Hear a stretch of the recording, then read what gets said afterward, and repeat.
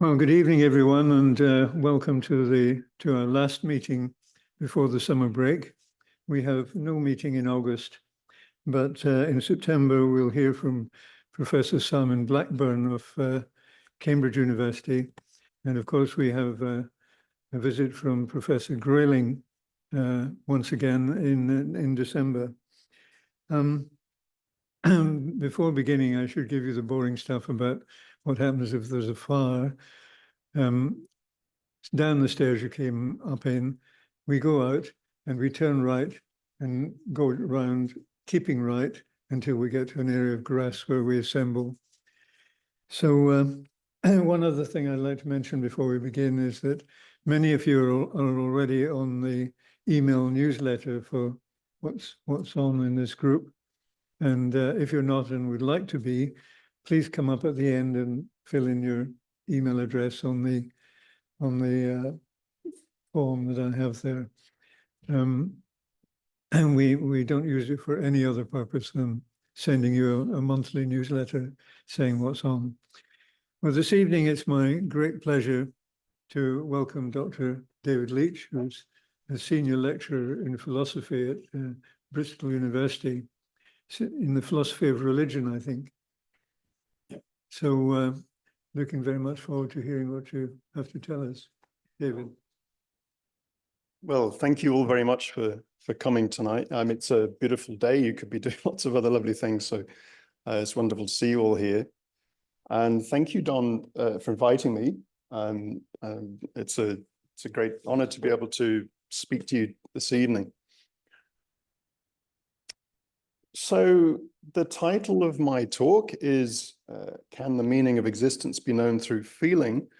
Well, I suppose, why would I talk about that? Usually we try to give reasons for what we think about the nature of reality or the meaning of everything. And if we don't give reasons, then we normally assume that we become irrational and we no longer have any reason for what we think about the meaning of existence. I'm going to, in this talk, sort of try to present some reasons for thinking that it isn't quite as simple as that just because we talk about feeling the meaning of existence, we don't thereby become completely irrational. And we may even, and some of my philosopher colleagues over the years have suggested that we may even be able to reach some kind of intersubjective agreement with respect to the felt meaning of existence. So if that seems very odd, I'll try to elaborate on it a bit and sort of give you some reasons for thinking that it's maybe not as odd as it first sounds. So let me begin simply with a quote. So maybe it's the most famous expression of this, what you might call a metaphysics of feeling, or the view that through feeling we know ultimate truths, or we know something deeply important about the nature of reality. Blaise Pascal, a 17th century philosopher, and a critic of Descartes, of course, another famous 17th century philosopher, who Pascal felt was rather rationalistic. And by comparison, Pascal believed that the heart, or le cœur, could tell humans something about the nature of reality, in his view, the unconditioned cause, which was God, through the way it feels God. So this is a fragment from his Pensées, which are sort of unpublished fragments of his work. So they're not systematic, and I won't sort of talk more about Pascal. I'm just using him here as an instance of this sort of metaphysics of feeling. He says, le cœur a ses raisons que la raison ne connaît point. The heart has its reasons, which the mind, usually translated as, or the reason, doesn't understand, or doesn't understand at all. So what can that mean? And Pascal also, in another fragment, says, this then is faith, God felt by the heart, not by the reason. So in the early 20th century, Max Scheler, the German philosopher, who also developed a philosophy of the heart, thought that Pascal had been misinterpreted by many in how they interpreted this.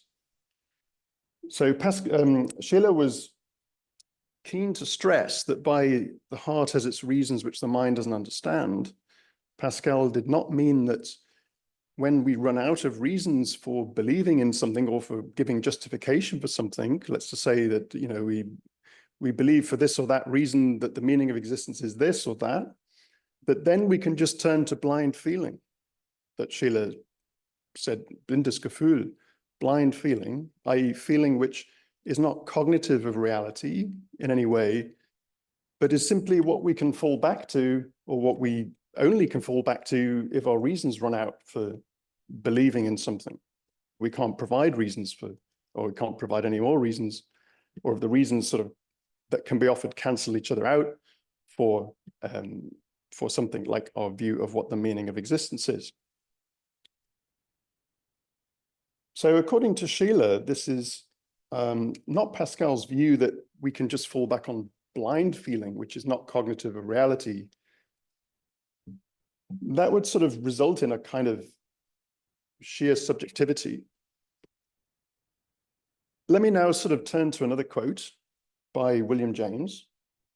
James was, unlike Pascal, was not a theist per se. He was a kind of religionist. He was a religious type. And he said this: the dumb region of the heart is that in which we dwell alone with our willingnesses and unwillingnesses, and it is our deepest communication with the nature of things. So here James is saying it is in the heart, right, like Pascal, Pascal thought that it was the God of Abraham, Isaac, and Jacob, that was the nature of things, if you like, the unconditioned cause. That James is saying that whatever the nature of things is, it is in and by the heart that we know it.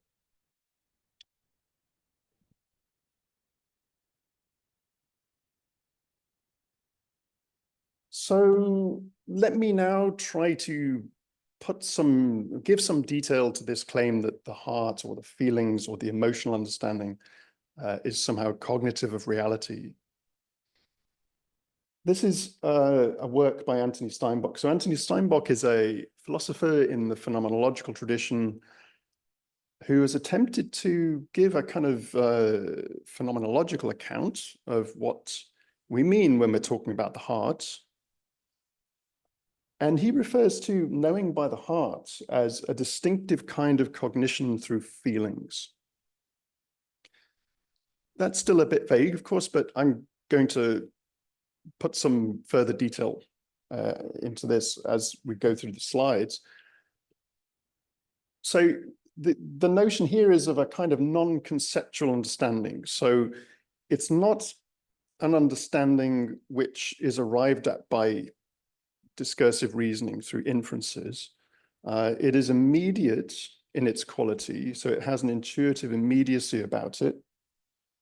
And the object of the object of a heart knowing, if you like, is given fully and all at once, right? So it's not as in the way that, let's say, in sense perception, if I look at that door there, I can see it and I can sort of see it from different angles and I can sort of get a full appreciation of it by going around it and seeing it from different perspectives. But if I have a heart sense of something, or if I know something by my heart, then I have an immediate knowing of it all at once. This is sometimes referred to as affective intentionality.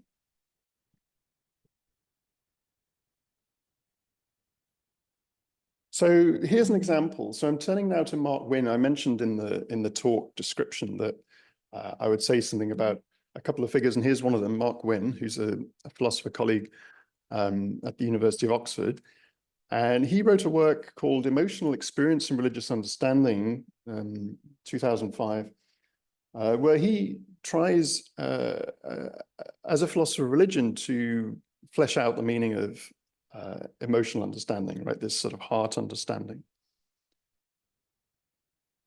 And if you see there in the bottom right, there's a picture of a cat staring at a mouse, and Wynn gives this as an example of a non-conceptually mediated knowing from the heart, if you like. I mean, I'm using the heart. I mean, we tend to sort of associate with the heart sort of feelings like love and so on. But if we take the heart to mean the feelings, right, the feelings by which we know reality, we can say that the mouse knows in a non-conceptually mediated way that there is a threat, which is a cat, right, a predator staring at the mouse. And this is an animal example, but it brings out the point that it would be natural for us to think that the mouse knows something, but it's not knowing something in a conceptually mediated way. This is a quotation from Mark Wynn. My recognition of something's scariness, for example, may be realized in the affective response. So affective response standing in here for heart response, where this response does not involve any conceptually articulated thought. So I could also sort of find myself in front of a bear or a predator or something, and I wouldn't think to myself, here's a bear, that's trouble, and carry out these sort of inferential processes, but I would immediately know by an affective response, an immediate affective response, that I'm faced with a threat, a scary threat, and that would be my sort of affective knowing of the situation. Now, granted, this is a here and now affective knowing of a situation which is in my immediate environment. Later in the talk, I'm going to try to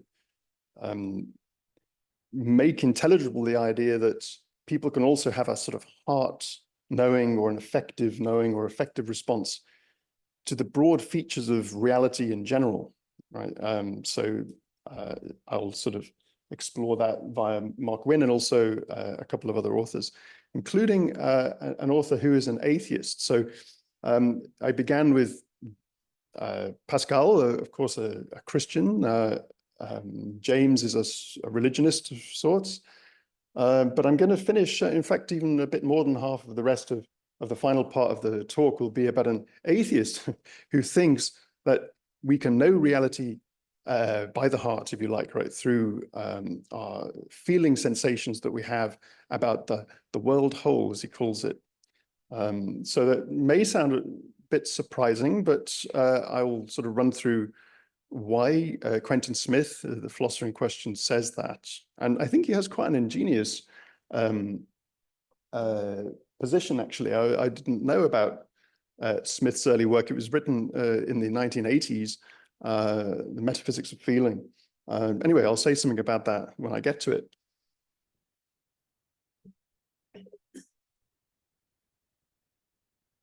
So Mark Wynn, in his work that I just referred to, runs through ways in which we can sort of make sense and make intelligible this idea that we can know reality through feeling. And he refers to Ronald de Souza's work in one place in his book. De Souza argues that emotions or feelings can be paradigm-like in the sense that they shape how we read the world. So if I have a felt sense, which sort of precedes my more discursive exploration of some topic or other, then that felt sense sort of guides or directs my attention to this or that kind of evidence, or it makes me pay attention to this rather than that, right? And in that sense, it's paradigm-like because it sort of points me towards certain considerations and away from others. So Wynn eventually sort of develops this into a religious position, right? Sort of Wynn argues that we can understand religious feelings as having that sort of paradigm-like role as well. and indeed atheistic feelings. So if someone, let's say, has an experience of dread or despair or tedium towards reality in general, then that would shape the sort of selection of evidence or the reasonings about reality, right? And conversely, if someone has a sense of the createdness of reality, or a sense of the splendor of reality, or the God suffused nature of reality, or whatever, then that sense, that felt sense of reality in general, would shape their more discursive and sort of considerations. Here's another quote from William James. James actually sort of is among some of the few philosophers who've thought quite deeply about this point, about the heart. So I'm citing from James in a couple of places here. So James, in his Varieties of Religious Experience, where he talks about religious and mystical experiences, has this view that but this can be sort of generalized to other areas. It's not solely the religious area, but I will talk about the religious area now, since I'm going to talk about it later too. He says that, in effect, the heart of religion, as it were, is the feelings. Now, this is, among scholars of religion, contestable, and some think that this is one-sided and so on. But in any case, James thinks that sort of the essence of religion is the feeling or the experiential dimension of it. And the philosophical and doctrinal fleshings out of those feelings are what he refers to as overbeliefs. So the idea is that the essence of religious life is the feeling life, and then the overbeliefs, sort of as a kind of superimposition upon those, and as a kind of fleshing out and elaborating of them, he describes them as buildings out performed by the intellect into directions of which feeling originally supplied the hint.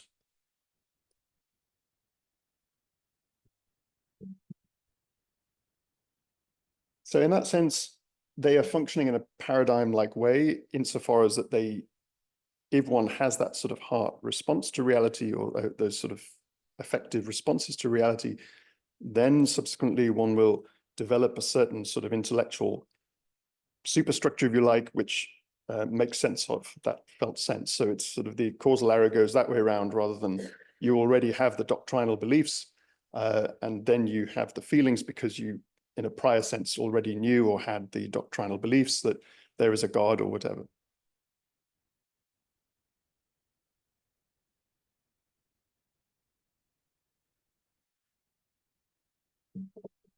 I now turn to Ratcliffe. So Matthew Ratcliffe has developed a concept of existential feelings. These are pre-reflective background experiences to all experience, if you like. So if somebody, let's say, has a psychiatric diagnosis, or let's say they are depressed, they can experience the world as completely devoid of the possibility of hope, right? That's an example of Ratcliffe's. But similarly, if someone has a kind of religious sense, they can experience the world as full of God, or if someone has an atheistic sense, they can experience the world as devoid of God, a sense that there is no God, not just that God is absent from them, or they can't find God, but that God does not exist. Right. So these would be examples of existential feelings. I've just sort of extended them to the kind of religious sphere.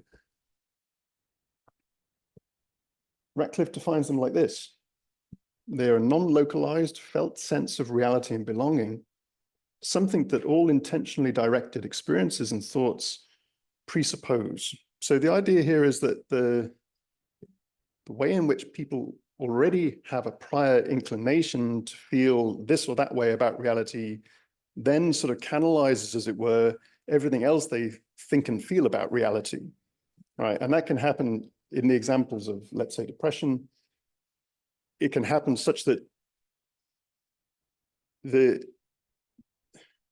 felt effective responses to reality are so deep and so core that they're rather difficult to change through beliefs, because they have this paradigm-like way of kind of giving the framework for the beliefs in the first place, right? So the beliefs operate within them and internally to them, rather than being able to challenge them from externally, as it were.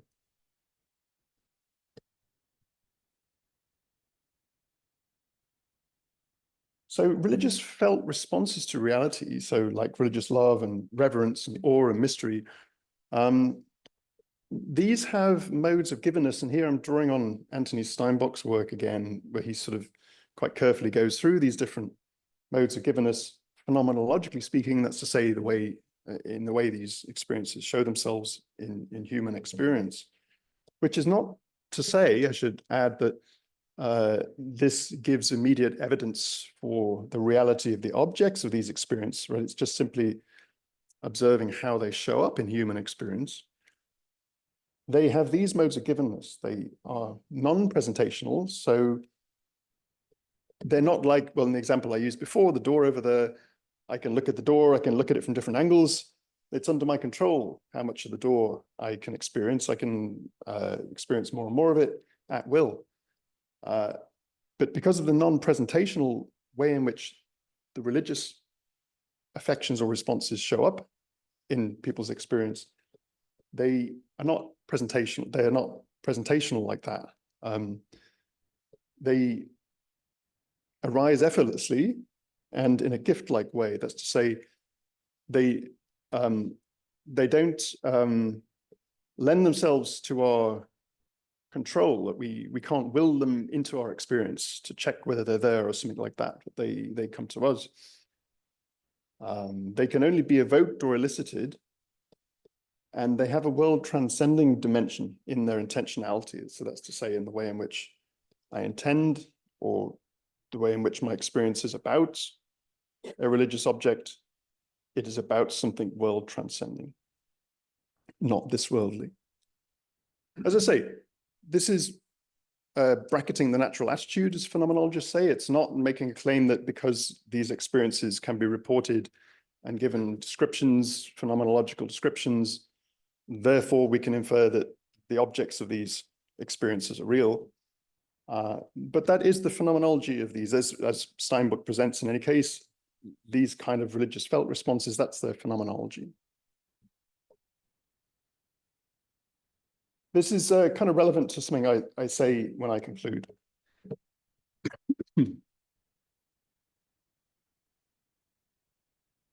This is a quote from Ratcliffe again. So Ratcliffe has referred to Wynn's work. Ratcliffe writes that Wynn has suggested that belief in God sometimes consists not in endorsement of the proposition that a specific entity exists, but in the expression of a type of existential feeling, a way of inhabiting the world that lends itself to religious interpretation. So if you recall the slide I started with, and I mentioned Pascal, and Pascal said that faith is God known in the heart. This is this idea, in effect, that sort of we should not sort of an overly cognitivist, overly sort of belief-centered idea of what faith is, but that we could understand it in terms of existential feeling. And Wynn and Ratcliffe also have reflected on, have considered that existential feeling can be a useful category also for interpreting conversion experiences. So it's not as though, I mean, it's often the case, right, that people do not usually convert because of their exposure to reasons for believing, if they were non-believing, or conversely. But it may be that it may well be that if a person has a change in their existential feeling, then that could or in fact would be a conversion, an example of a conversion experience.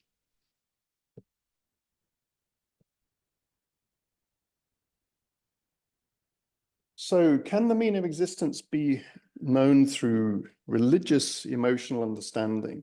So I started the talk by asking whether we can know the meaning of existence through feeling. Can we know it through religious feeling, right? Through religious emotional understanding? William Wainwright has attempted to offer a kind of defense of that in this work of his, Reason and the Heart. So Wainwright is himself a theist, but he recognizes difficulties with doing this.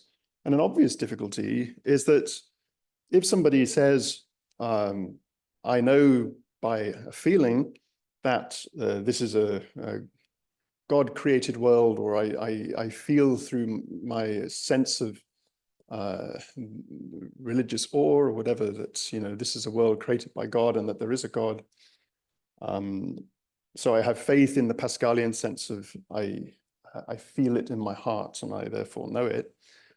Somebody else can say, well, I feel it in my heart that the world has no God, as it were, right? That sort of, perhaps they would not use that language, but would say, I feel despair at the nature of reality. That's the sort of predominant emotion I have about the nature of reality, let's say, for example.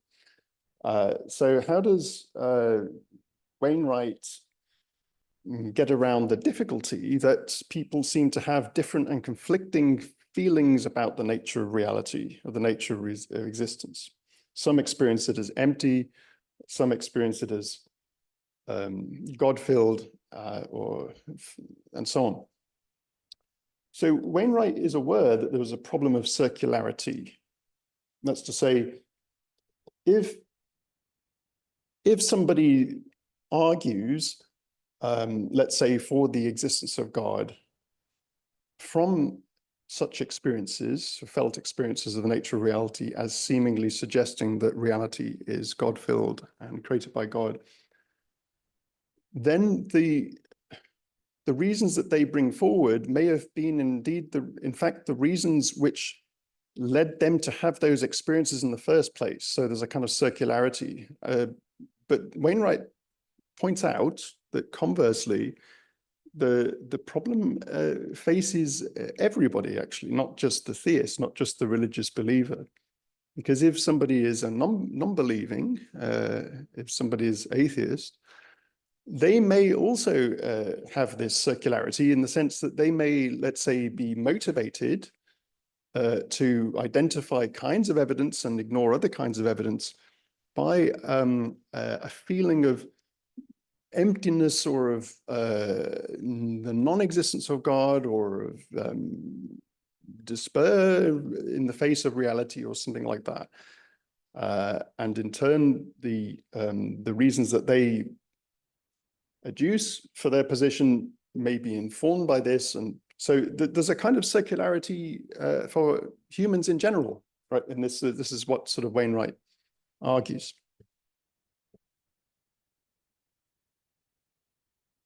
There's a kind of inescapability about these felt meanings which are paradigm-like. So this is sort of what Wainwright is saying. He doesn't use the language of paradigm-like, which is D'Souza's and Wynn's language, but he's effectively saying this. So this is a quote from Wainwright. Our subjectivity, by which he means here our felt sense of how reality is in this or that respect, or in general, affects the way in which we assess the force of arguments, the adequacy of explanations, and the plausibility of controversial assumptions. This is true of reasoning in general. It is shot through with subjectivity. So also William James sort of argues, independently of the religious context, that if somebody, let's say, in a debate, in a sort of discussion where, let's say, one person is a determinist and another person believes in libertarian free will, where the reasons that we can adduce for those different positions sort of don't decide it, we will have our heart biases, if you like. We will have our sort of felt senses which sort of bias us this way or that way in the debate.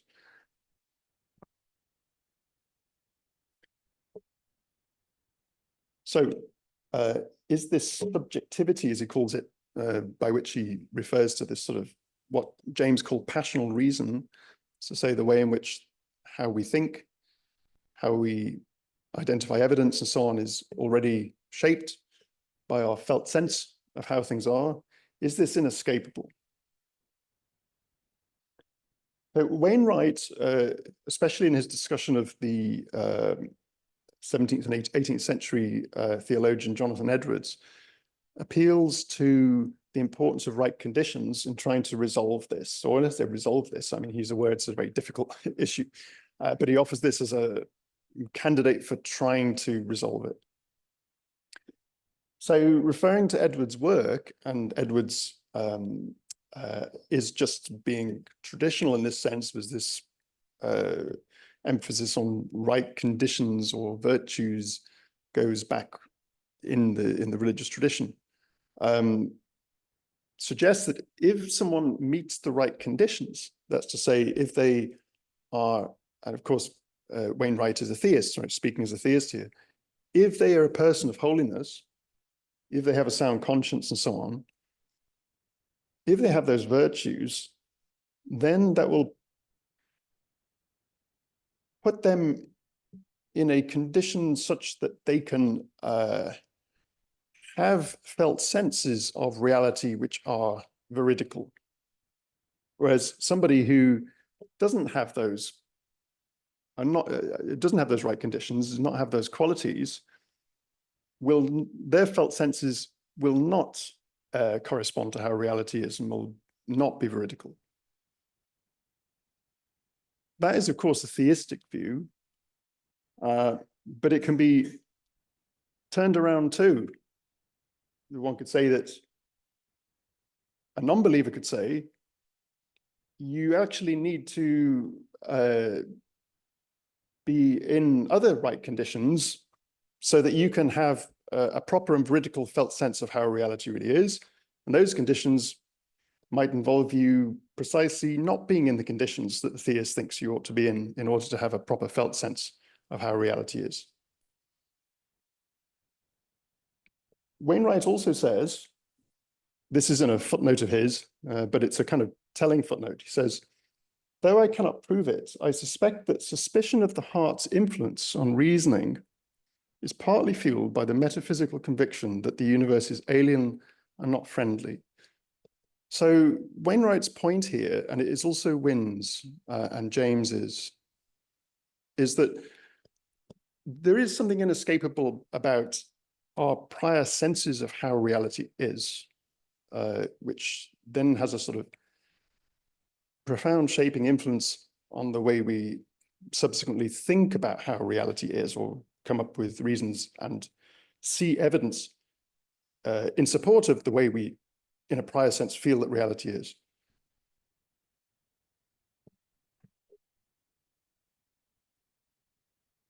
Okay, so now I'm going to sort of, I've looked at a few theists and a religionist. How about an atheist? So here's where it's, I find this, it gets kind of interesting. As I didn't know Smith's work on this before. I'd be interested to know what you think about it, actually. So Smith wrote this work in 1986, I think, the Felt Meanings of the World, a Metaphysics of Feeling. So normally you have this situation that you have theists saying that atheists, if they face the implications of their atheistic stance, must see that, that atheism actually results in a kind of futility. So you've probably come across these sort of accounts of William Lane Craig, for example, a theistic philosopher, has argued in this way that if the atheist really sort of sees the implications of there being no God and so on, then the atheist will see that life has no meaning, that it is futile, that in fact a kind of strong futility supervenes on the whole of reality, and there's no point to it, and so on. Smith is not of that view. Smith has a very interesting view about this. In fact, we could say that Smith develops a kind of atheist spirituality. Of course, by spirituality, I don't refer to, I mean, that sounds like a contradiction in terms in a sense, but I think it can be shown that it isn't. I mean, perhaps we want to use a different term than spirituality because of its religious connotations.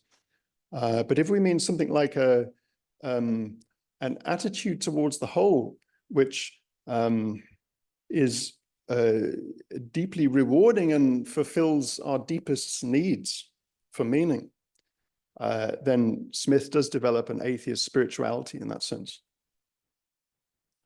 So let me outline a couple of features of Smith's position. So first of all, when he talks about metaphysics, he's talking about what he calls the world whole. Because Smith does not believe in God, God is not, for Smith, part of the world whole. The world whole refers to everything that there is, right, quite simply, which includes you and me and everything that we have in our perspectival view of the world, and everything else that is in the world which is not in our perspectival view of it. And we can transcend parts of the world, he says, by which he means we can take away our focus on a world part, on a part of the world, and put our attention and focus on the world as a whole, or of features of the world as a whole. This is what he means by having a global versus a mundane focus for our attention. And because he's trying to develop a metaphysics of feeling, rather than a rational metaphysics, he recommends that we can use something he calls an appreciative method. That's to say, a method of knowing reality through feeling. And he, like Pascal and like Wynn and like Wainwright, thinks that the heart is not simply a blind, non-cognitive feeling, but that it is of reality in some sense, in some important sense. So he refers to it as extra-rational rather than non-rational or irrational.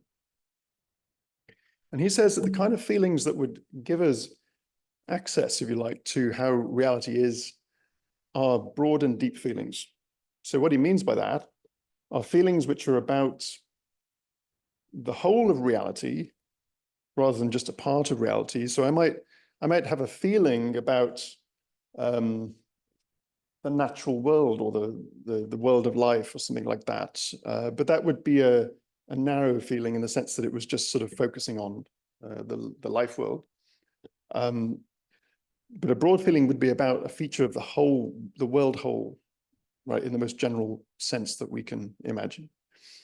And a deep feeling is about something, of course, these are not real directions, right? These are metaphors. A deep feeling is about a very deep feature of reality. So not a superficial feature, but a deep feature, like the fact that reality is there and is happening.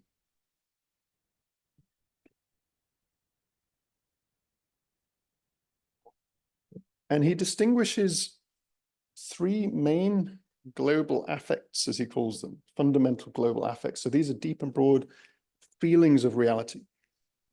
And the first one is rejoicing.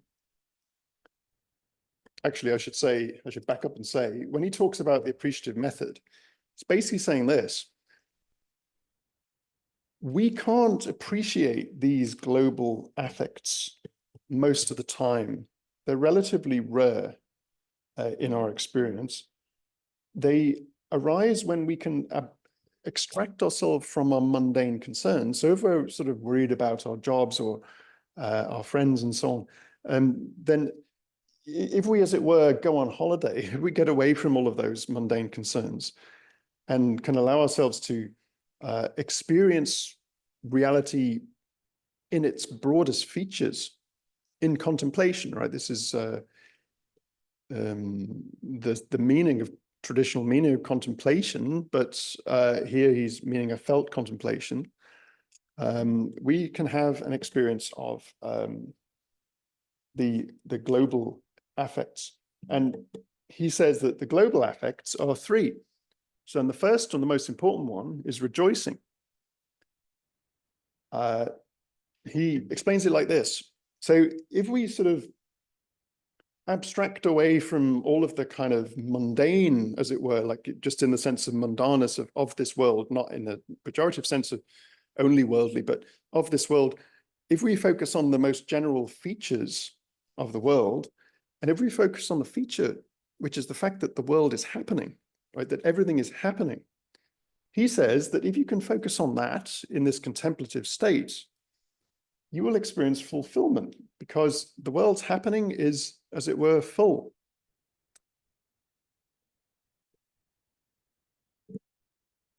So it is perfect in that sense. It is full and perfect in its happening.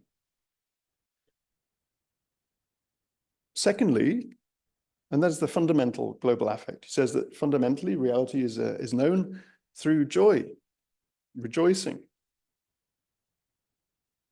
The second fundamental affect is loving. Now, I find this personally, I find it a bit counterintuitive the way he defines it, but he defines it in terms of apparential closeness. That's to say, the world appears to us, and in a more contemplative state, when we're withdrawn from our mundane concerns, we can experience its, he describes it in one place as its sort of naked closeness to us, right? It's, and that can be experienced lovingly. And finally, revering. Revering the world is a felt sense that you can have of the world. Again, we're talking here purely atheistically, right? This Smith does not believe in God.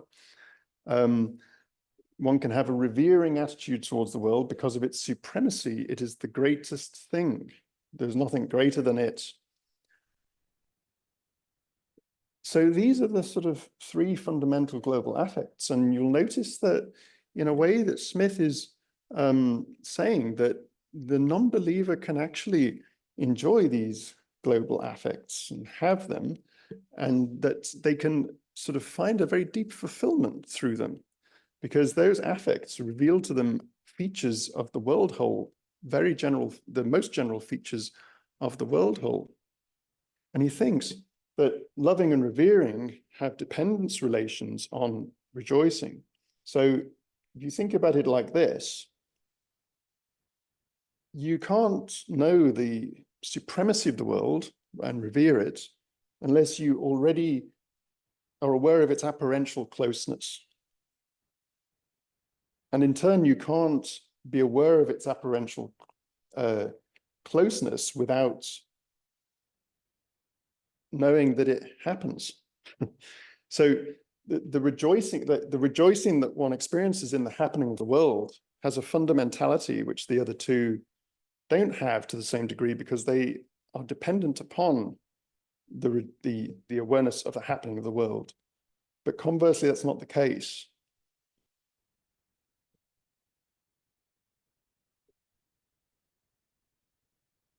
So let me read a quote from Smith. It's quite a remarkable quote, actually. Well, I find it quite an interesting quote.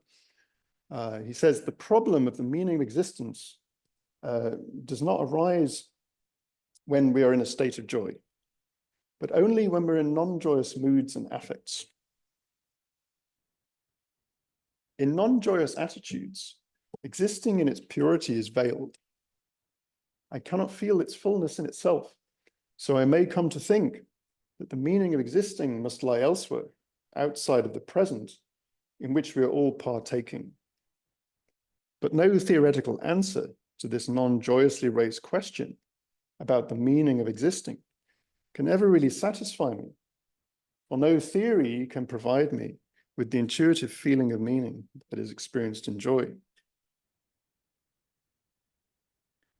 In joy, the question as an intellectual matter dissolves, for I'm elevated to a condition where I can pre-theoretically see the meaning of existing."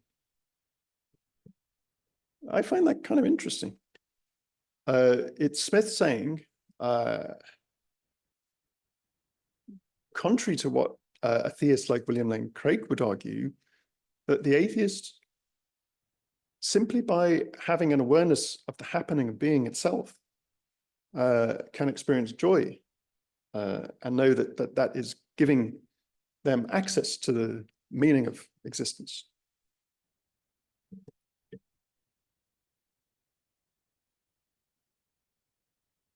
So now, of course, we need to ask, are the felt meanings of the world whole unreliable? So the theist claims that there are felt responses to reality which reveal or disclose that there is a God, right? Or that there is a religious reality. Smith thinks that knowing the happening of being tells us that reality is such that we can rejoice in it. But another atheist may, and indeed other atheists do, say that the meaning of reality is more revealed in something like despair, because there is no point or purpose to the whole of reality, and strong futility supervenes on the whole of reality, because in the end, everything ends in heat death and the universe and so on, and all of the individual projects that we have also are strongly futile, because in the end, the universe collapses in heat death or in some other end. So how do we sort of deal with these apparently incompatible feelings about the world whole in its general features? So Smith suggests that, well, okay, there is a prima facie incoherence. It looks like, you know, how can one person feel this way about the world whole as a whole and someone else another way?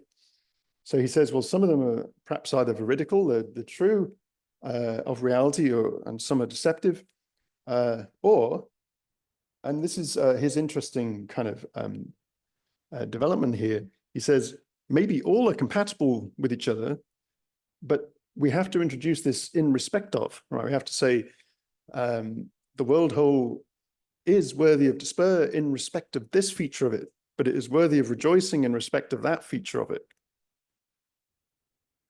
So I'll give an example of this. He doesn't deny that, in fact, he claims that humans do, if they are able to free themselves from their mundane preoccupations, have an intuitive feeling of despair about the world whole. And that is because the world whole has no point or purpose. He says that this is a felt sense that we have of the world whole. But it is founded on the joyful felt awareness that the world whole is happening. So if I flip back to this, the dependence relation is such that the ultimate and fundamental feeling of reality, which gives us the felt meaning of the very existence of reality, is joy. So the feeling of despair, which is a true feeling, he says, about a feature of reality, a very broad, one of the broadest features of reality as a whole, is founded on the joyful felt awareness that the world whole is happening. As indeed it is also on the marvelousness, he also refers to this felt sense of the marvelousness of the world, which he defines in terms of our felt awareness of the non-necessary happening of the world whole, right? It could have not been, and yet it is, and that's marvelous. Again, despair is dependent, has a dependence relation on the marvelousness of the world as well, the felt sense of its marvelousness. But the converse is not the case, right? Sort of joy is not sort of dependent upon despair. So Smith offers a very interesting perspective here. He's saying that even though it is true that despair about the world whole is appropriate, it is not the fundamental fact as feelingly known about the world whole. So Smith, in addition, sort of adds, and in this sense, he's just in agreement with Wainwright, although for different reasons, because Wainwright is a theist, that human beings need to be in the right conditions, what he calls the global contemplative conditions. That's to say, they need to be in the condition of not being preoccupied with mundane concerns, because otherwise their focus will go on mundane concerns, and they will not have a felt experience of the most general features of the world whole. So let me give an example. I may be distressed and horrified by the facts of evolution by natural selection, something like that. That's sort of the nature read into tooth and claw. But what Smith is going to say is, that is your horror at that is veridical of that sort of that region of reality in respect of the phenomena that constitute that, but that is a world part, right? The phenomena which we refer to by evolution by natural selection is a part of the world, but it's not the whole of the world whole. And the joy of the happening of the world whole is not affected by that. So it can simultaneously be the case that we can be horrified by some aspect of the world part, but we can rejoice in the happening of the world whole. He also says that if individuals do not have what he calls global desires, that's to say if they're not inclined to have an experience of the most general features of the world whole, or if for whatever reason they don't have the capacity to have those experiences, those feelings, then the fact that they don't have those feelings is not thereby an argument against the veridicality, right? That it's sort of those global feelings. That's to say that they do in fact track the truth about how reality is. And there are no overriders. That's to say there is nothing in any of the mundane features of reality which undermines or overrides the veridicality of those global feelings as they are, as they refer to the general features of reality. So I did have a couple of other points, but I think maybe since I'm aware that I've spoken for quite a long time, maybe I can sort of bring things to a close at this point, and I can take questions. Thank you.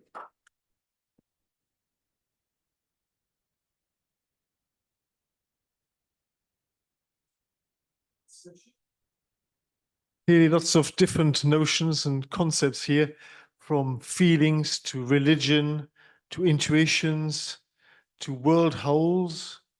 It's been quite a tour de force. Thank you very much, David, in terms of actually covering something of the reality we inhabit. Who wants to go first with a question?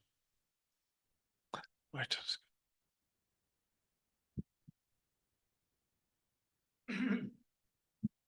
I've got a suggestion anyway.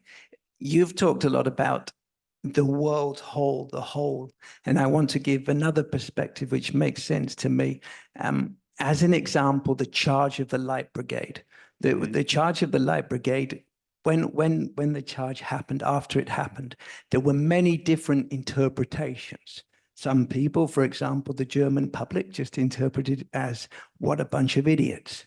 Like some people thought, well, they did what they were ordered. They followed orders, but they were kind of just suckers of their commanders. And then other people, like Lord Tennyson, he saw in them a certain beauty and came up with a sophisticated moral explanation of the charge. And I think that what emotions can help us do is they can help us in our interpretation of people's acts by having positive and religious, idealistic emotions. We can create more complex explanations of their behavior that help us ultimately unravel the secrets of morality. And an example of the opposite would be, for example, you meet people with conspiracy theories and they reduce everything in politics down to he was just trying to get rich, and they go down this black hole of becoming very slavish.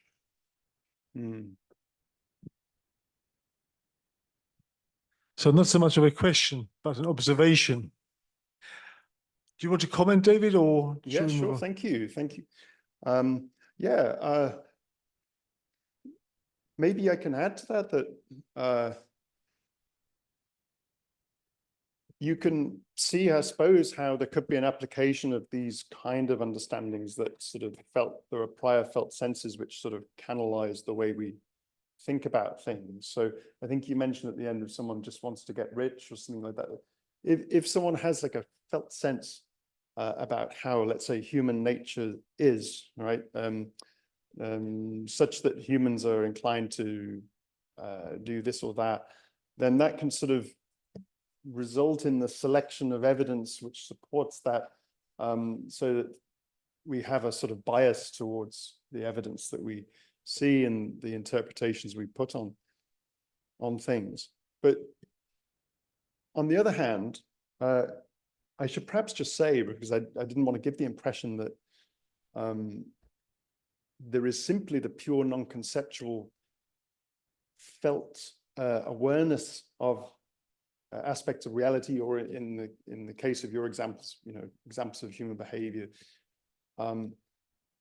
Those non-conceptual felt senses can also be then conceptually enriched, if you like, through the later conceptualizations, which in turn can affect the feelings. So there can be a sort of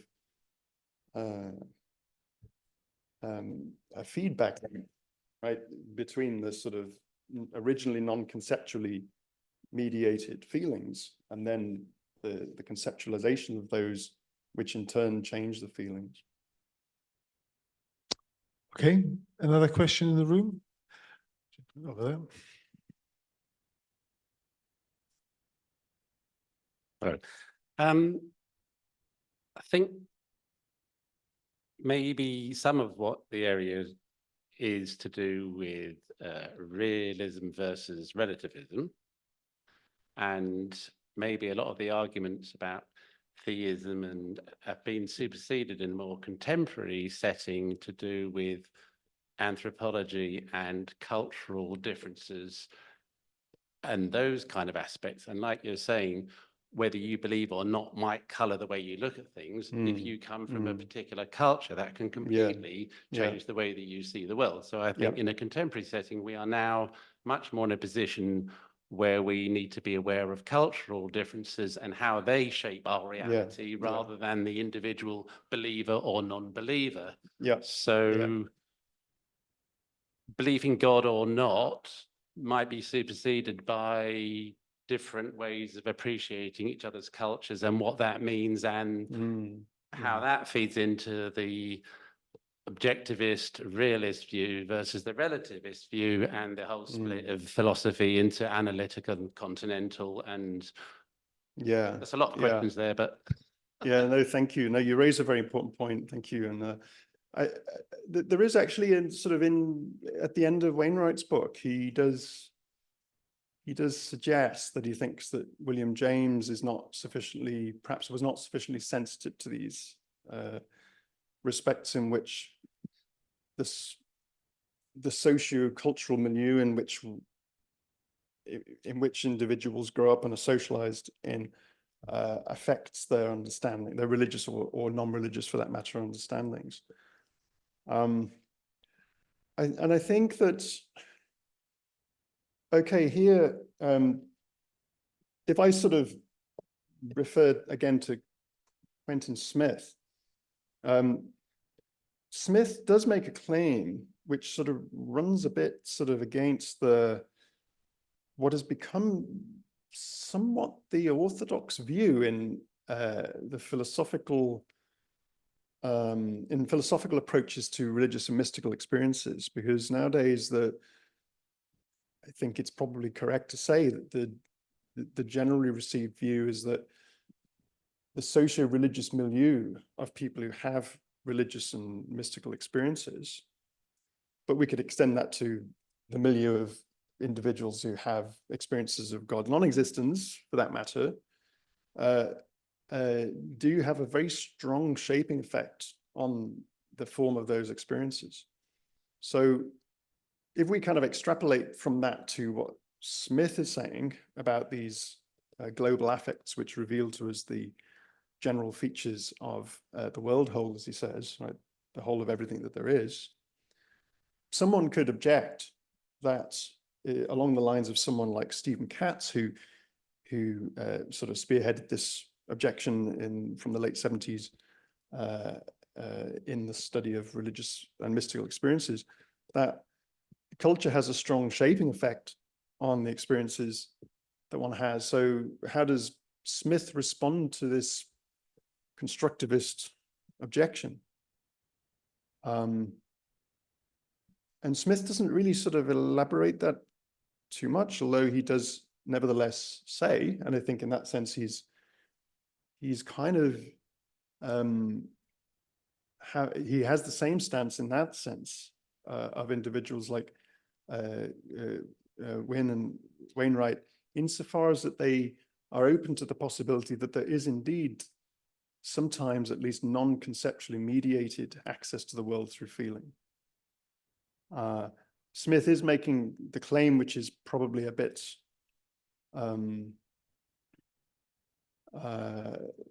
let's say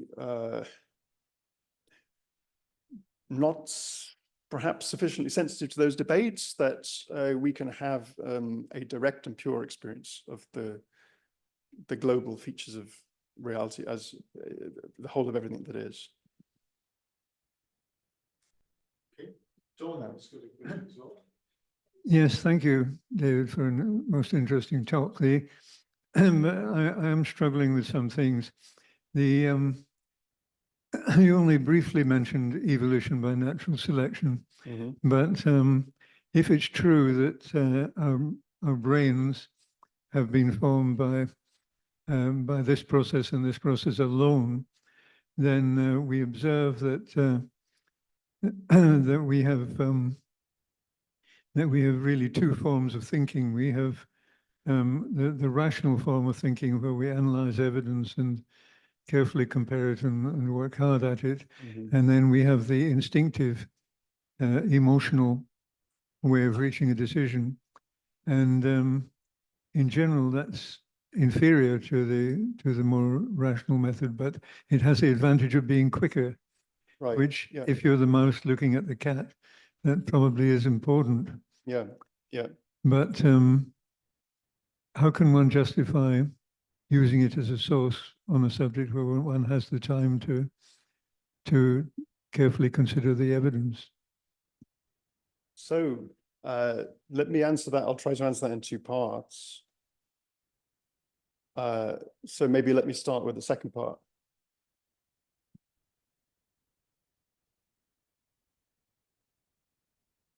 And I'll start with Quentin Smith, because I think he articulates this quite well. So Smith is of the view that, so we're talking about metaphysics here.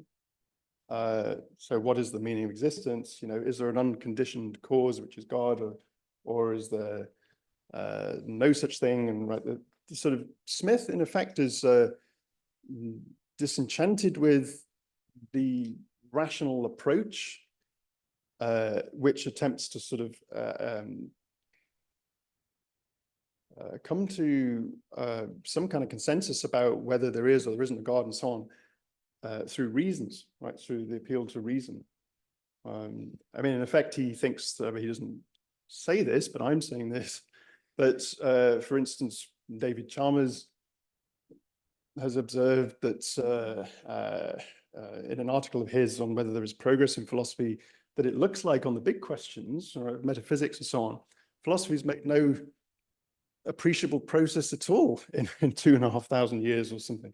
And one of the reasons that he gives for that is premise deniability, that participants in these conversations and discussions can deny each other's premises. And this sort of ties in with what Wainwright is saying, in effect, that sort of, on what James is saying, that the way people arrive at their premises has quite a bit to do with the felt sense they have of how things are, which in a prior way inclines them or canalizes them towards seeing certain kinds of evidence and ignoring other kinds of evidence, so that there's a kind of very radical, as Wainwright would say, subjectivity, but I mean, sort of Smith would want to argue that it's not just sheerly subjective, but there is a sort of element of sort of felt response to how reality is, which is at least in part responsible for the failure to come to any kind of consensus rationally about these issues. So it's not as though he would suggest, it's not as though we can put our feelings aside and just debate rationally these questions, but that our felt senses are sort of in a paradigm-like way shaping what we consider important in the first place and the salience of some arguments over others for us. So yeah, I don't know if that sort of answer. I mean, basically Smith at least thinks that the rational approach has failed. I mean, effectively, that's in the first part of his book. He thinks that the field of philosophy of religion can sort of just move over to a metaphysics of feeling because the rational approach has failed. It's led to a sort of what he considers a kind of, he refers to as a nihilism of rational meaninglessness, where people feel that there is no possibility of knowing what the cause of the world is. But he then tries to argue that it doesn't matter that it can't be known what the cause of the world is. It only matters to know what the meaning of the world whole is. That's to say that the happening of the world whole is known through joy and so on. Well, that's a bit of a long way around answering this question. Demonstration to show that the rational approach has failed, and I haven't seen that demonstration. And many Well, people who yeah. say that the rational approach has failed say so because they don't like the answer. I don't think the well, I don't think the rational approach has failed personally, but I suppose I would say my exposure to the philosophy of religion over quite a long period of time has led me to be somewhat skeptical about what progress has been made in the field. And I personally am inclined, I suppose, to be a bit of a kind of religious skeptic along the lines of the philosopher of religion, John Schellenberg, who says that in effect, the debate between theists and atheists looks like it's sort of reached a kind of stalemate. And if we also, in addition, consider the long future over which we could still potentially, perhaps there's potentially 1 billion years or so of habitable time left on the planet over which this rational inquiry can continue, we should realize that we're at a very early stage in this rational inquiry into the nature of reality, and that we should therefore have a very sort of, we should try to sort of work out a very broad framework proposition of what might be the case, but that we're not sort of in a position to, Schellenberg would say, to come up with any sort of concrete conclusions about how reality is. Well, maybe if we didn't see feelings and reason as binary opposites, the problem might just go away. So another question, though, online this time, is how do feelings of the heart fit with belief? Are the concepts of feeling and belief different? Yeah, I mean, it will depend on how one defines feeling and belief. And for Pascal, faith is God known in the heart.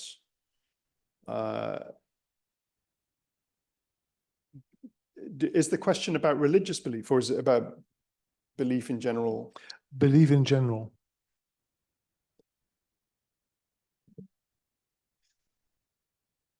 So, yeah, let me try to answer it like this. Belief is making a propositional truth claim about something. So saying, well, you know, I believe this, so I believe this is true of some state of affairs. Whereas feeling is not propositional in that sense, that we have an immediate awareness through feeling of how things are. But I mean, again, perhaps if I come back to the example of religious experience, I think you were just suggesting that, you know, perhaps sort of making feeling and belief look too separate is not helpful. So in the case of religious experience, let's say someone has a Christian experience, for example, or it could be a Muslim experience or whatever.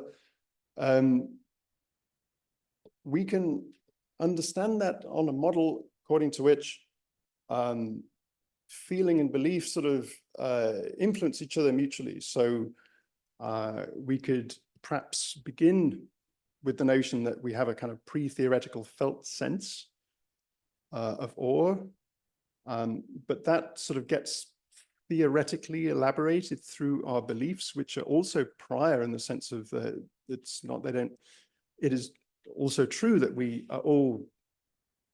all exist in socio-cultural milieus, and in those milieus, certain beliefs circulate, so that it is never the case that someone just has a religious experience, let's say of awe, when they don't already in a prior sense exist in a socio-religious context where religious beliefs circulate such that when they've had that experience, they then interpret that experience in terms of those beliefs. And indeed, Katz would say, someone like Stephen Katz, who takes a constructivist view of those experiences, that the beliefs themselves shape the feelings. In fact, Katz would say, the Christian will have a Christian experience, and the Hindu will have a Hindu experience, and the Taoist will have a Taoist experience, because the beliefs which circulate in that culture, together with the ritual practices and so on, always already shape and construct, in his language, the experiences. So there is a kind of a two-way directionality to feeling and belief. Thank you. Thank you very much for your talk. I found it really interesting and very stimulating, mostly because I disagree with most of what you said. But it was interesting to have someone challenging me and thinking, no, I don't agree with that. I don't agree with that. And it was very interesting at the end coming to Quentin Smith's ideas. Now, I would describe myself as a pragmatic reductionist, pretty hard line. Andres, children, because he knows that's the case. And when I looked at those things, I could see nothing that from my philosophical position, I could not see a rational reason for. I think even emotion and intuition are rational. They are simply a quick shorthand, almost mechanical memory for things that we have learnt and things we have thought about. So I would tip that whole thing upside down and say all of those things are in fact entirely rational, can be considered in a totally reductionist way. And all of this is effectively putting the cart before the horse. So I look forward to your response. Nice, Okay. easy one for you, David. There you go. If I could ask, by way of an example, do you mean that what, let's say, Quentin Smith says about the joy of, the experienced joy of the happening of existence can have that would be cashed out in terms of, that's.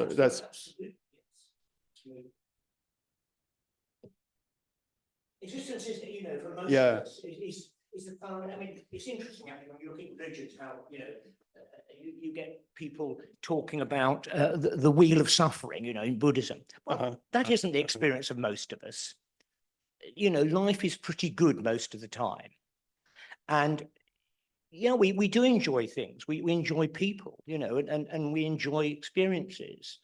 And we think, we think the natural world is beautiful because it's the natural world we've grown up in. It makes sense. I mean, it always confuses me when religious people say, oh, don't you believe in God because the world is so beautiful?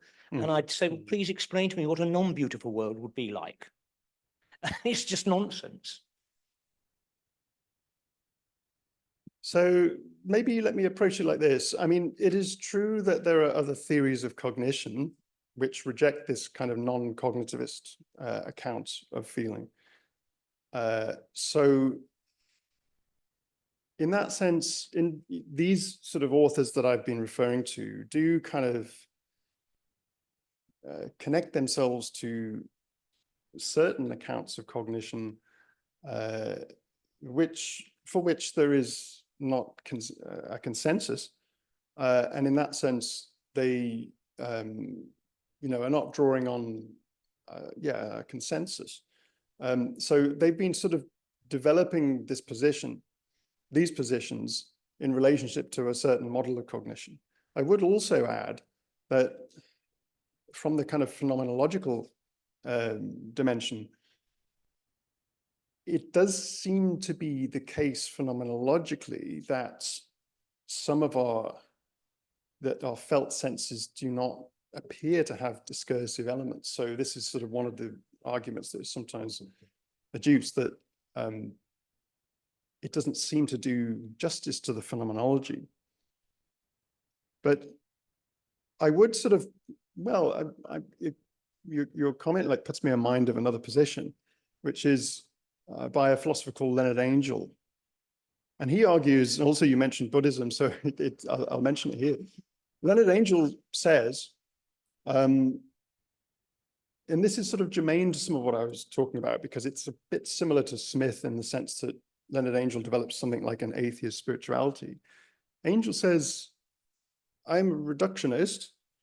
I'm a reductionist as you please. Right, that's his metaphysical stance. But he says, because he's a practicing, I believe he practices meditational practices. In any case, he says that in meditational practices, people can have an experience of ego disidentification. And because, and here he's sort of drawing on a kind of secularized version of Buddhist doctrine, it is only conventionally true that there is a sort of boundary between myself, my body, and the rest of reality. That's not a boundary or a fact about reality which is deep and fundamental, if you're a reductionist, about the nature of reality. There are particles and force fields and things like that, but there isn't, my body and the rest of the room outside of and external to my body. So if I have an experience of ego loss, which is deliberately cultivated in such an experience, I can say, and this might sound sort of rather odd, but he says, and I could say, and again, I'm a reductionist, but I will say that when I have such an experience of ego loss, I am reality. I am identical with reality. And he says that because he's drawing on, as I say, a secularized version of a Buddhist belief that bodies and persons and so on are only conventionally what they appear to be, but not ultimately what they appear to be. Okay, good. Yeah. Is the whole greater than the sum of its parts? Question mark. Right, off to the next question. David, how do you feel? Sorry. Yeah, sorry, Dave. David, how do you feel about the idea that God is our best bet? Our best what, sorry? Our best bet. Our best bet. Is our best Oh, I bet, and I think see. it's going back to Pascal. Oh, I see. So you mean in relation to what I've been talking about? Okay, I'll try to relate it to what I was talking about.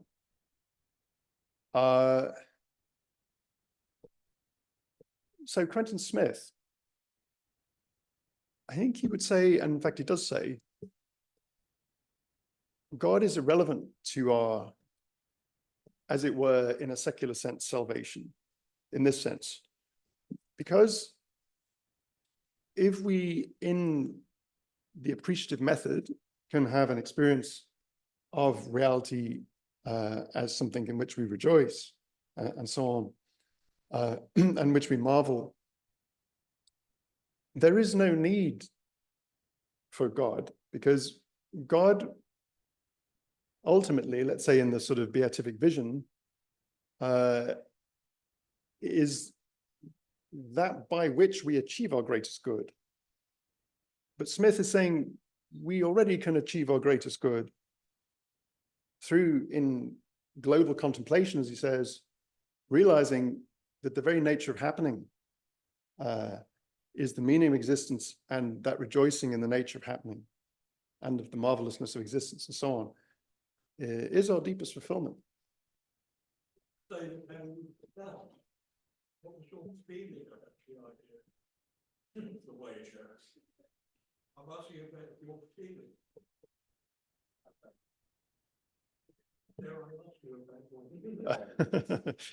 Not quite sure I know what you mean.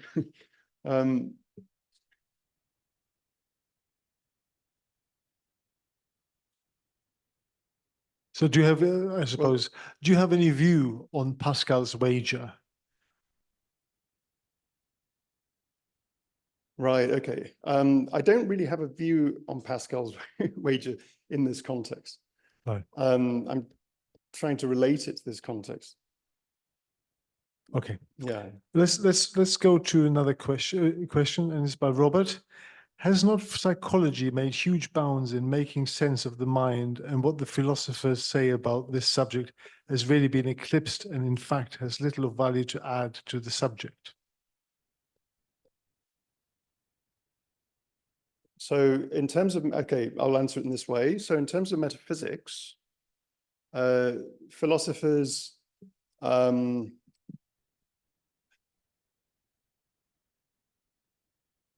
let's say Snow's example of the manifest image and the scientific image. That was and still is a philosophical problem, how the world as we experience it relates to the world as presented in our best going scientific theories. So if, for example, we think about the so-called hard problem of consciousness, it just does seem to be that consciousness is there. There is a way in which it is like to be me and a way in which it is like to be you, which does not seem to be explicable in terms of what Snow called the scientific image. So there's a kind of explanatory gap there, which remains a philosophical problem. So in that sense, I think that science is not, of course, over the centuries, science has progressively owned regions of investigation which previously were part of philosophy. So, for example, natural philosophy became what we today call the natural sciences. But there are problems which remain, which are apparently not amenable to scientific explanation. Now, of course, that's contentious. Some people like Daniel Dennett will say, as an eliminationist, that we can eliminate this so-called consciousness. There isn't a hard problem of consciousness, but there are plenty of individuals who think that there is, and it's very difficult to explain how you can give a truly reductive account of what it's like to be a conscious experience. Good, thank you very much. You've already had one go, so I'm going to leave the last question of the night. If there's anybody else, otherwise you can have your second bite at the cherry. Does anybody else in the room like to ask the question? No? Sure. Okay, I go back to the gentleman over there. But could you please make it a very short question, because your first question sort of took quite a while.